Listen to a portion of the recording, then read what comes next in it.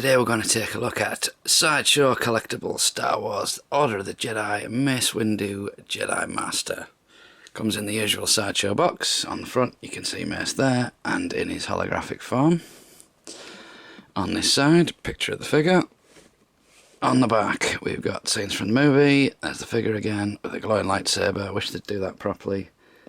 Darth Maul, Kit Fisto, Qui-Gon Jinn. And as usual, on this end we've got the magnetic opener, and there you can see the figure in the box. This one actually comes with a cloak packed behind him, which means it's all creased when you open it. So for his accessories we get the usual Star Wars stand. We've got two hands, we've got two lightsabers, we've got a stump, we've got the two lightsaber hilts, we've got the Jedi communicator, the holoprojector. Now interestingly on the box it says Jedi food capsules, but we get an aqua breather, so I'm not sure what that's all about. So Mace Windu comes with two lightsaber hilts this time. We get one for the look he had in episode 1 and another one that replicates the sabre he had in episodes 2 and 3. This will be the episode 1 version. This is the unlit hilt, and you can see it's quite a nice design, quite shiny, got some buttons, got the usual hook so you can attach it to his belt. And this is the lightsaber hilt we saw in episode 2 and 3. Totally different to the other one. Got a little bit more design going on there, a little bit more unique. So although we don't see him use it in the film, he comes with this Jedi aqua breather thing, which does nothing but sort of sit around. You can't fit it on his head, it's too small to hold in his hands. And we also get this little Jedi communicator thing, which if anyone collected the episode 1 toys you'll remember this is the ComTalk reader. It's getting kind of small now on the accessories. Bit too small to hold in his hand. And we also get this little holoprojector, and this is by far the tiniest accessory. And on the other side it's got this sort of claggy stuff that lets you stick it to his hand, but this is absolutely tiny. He also comes with some extra hands. This one would be a right-handed pistol grip, but you don't get a pistol, so you don't really need this hand. And we get a spare left hand, which is a force gesture hand. It's quite good, but I want to use the two lightsabers on this guy, so I won't be using this. So if you want to create that brief moment where Mace loses his hand, then you can use this. This is a stump that fits on instead of a spare hand. It's got some detail on it, but it doesn't look fantastic, and it is quite small and fiddly. And by far the best accessories we get in this set are the two lightsabers. Purple blades, one for episode 1, one for episodes 2 and 3. Or if, like me, you want to make him wield two lightsabers, then this is great for that. So this is the figure as he comes out of the box. He doesn't have the big cloak on, which I'll show you at the end. It's nothing fantastic. But this figure is pretty good without, so we don't need to worry about that for now. As I say, it comes with the usual Sideshow stand, just says Star Wars on it. And we've got rather Errol Flynn looking black boots. He's got some baggy trousers. He's got one of those cloaks that's all layered. And he's got the light beige coloured vest. Got a fantastic looking belt and a rather excellent head sculpt. So we'll start at the top, and you can see it's an excellent likeness of Samuel L. Jackson. He's looking very moody though. He's got some brilliant looking eyes. They do look a little bit wonky from the front, but that's only if he's staring right at you. From the side profile, looks excellent. I'm wondering if they laser scanned his face in for this, because this is really accurate.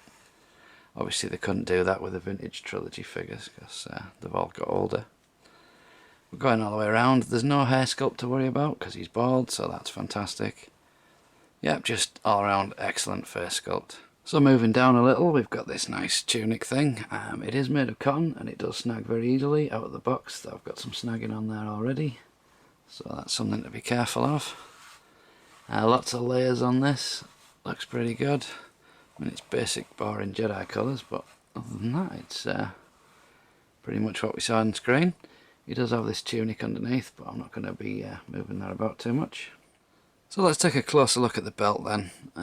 Got these little pens, wax crayons. I'm guessing they're probably the food capsules or something.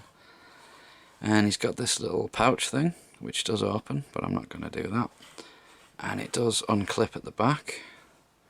Not sure where this belt fastens exactly, so I've got no intention of removing it because after my experience with Luke Skywalker I won't be doing that again. Got a second one of these opening pouches, We've got the little clip so you can attach the lightsaber hilt. And we're back around to the front with this tiny little buckle. So moving down again, we can see he's got the big baggy pants, just like Errol Flynn, and he's got some boots that look like pirate boots. I do like these. There's not a lot of texture on them, paint-wise or anything. They're just black, but they are quite nicely sculpted. You would think of a figure of this quality though that would actually have silver buckles on, but never mind. That maybe would stand out and make him look a bit silly. Something that is good on this figure, and it's just by pure fluke of the colour of his skin. It's really hard to see the joints on there, unlike the Han Solo one. So you don't have to worry too much about moving his arms around. Plus he's got nice baggy sleeves there. So we can give this guy a lightsaber, and this is his episode 1-1. I found the easiest way actually is to slide it upwards through the hand that way, and then you're not putting any pressure on where you don't want to be. He'll hold that quite nicely in there. So that's the episode 1 look. But as he comes with 2, I think it would be a travesty not to use both of them at the same time. So let's give him his other saber. So if I had room to display him, which I don't, this is how I'd probably do it. With the 2 lightsabers, he just looks really, really cool. So we also get this cloak to go on him, and this thing is huge. It's really, really thick material, and it hangs on him like, you know, the small figures when you put a cloak on them and it doesn't quite sit right. It's like that to me. This hood is ridiculous. It's far, far too big. He's got these giant sleeves. You need to keep the lightsabers in his hands just to stop that flopping over, so you can't see anything. But he looks okay like that. But the problem starts when you bring up the hood. I mean, it's just too big. So that is Sideshow Collectibles Mace Windu. What do I think? Well, he's great. Apart from his cloak, I can't fault him really. And I love the fact that you get 2 lightsabers, because if you're going to be special and have a purple lightsaber, you might as well have 2 purple lightsabers. And he does look far better with 2.